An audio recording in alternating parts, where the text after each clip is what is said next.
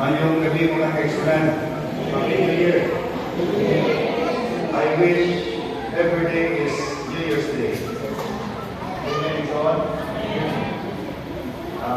Higit Wednesday karong adlaw mga kaigsunan ako. Every time we celebrate and we welcome the New Year, na worship service mga kaigsunan ang makita na nagmimita sa susunod. Una, so natin po mga kalagabi University. Kailangan po sa kapalin, sa mga kaigsunan o dalay ko na ginoon inikanta sa pagtapot niya na tulisip sa Iglesia.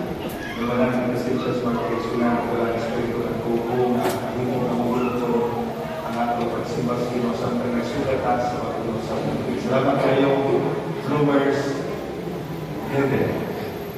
I believe that 2025 was the year of our senior citizens. Amen?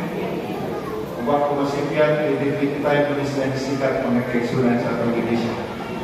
Kaya kayo kung nagibita nila mga patay, mga birthday, uguban pa mga kayugan sa iglesia. Congratulations sa atong mga pinalanggan ng mga senior. And this is one of my dreams. So, to reach 60 years old. Honestly, truthfully. Because to become a senior citizen is a privilege that is denied to many.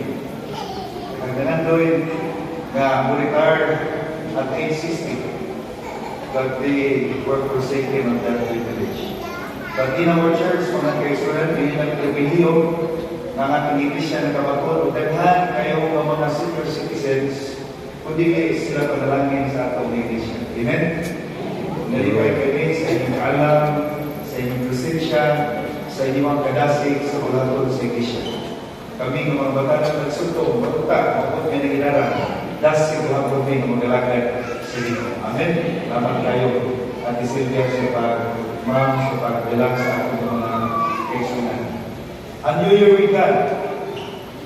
Do you still have, or do you still believe in New Year's resolution?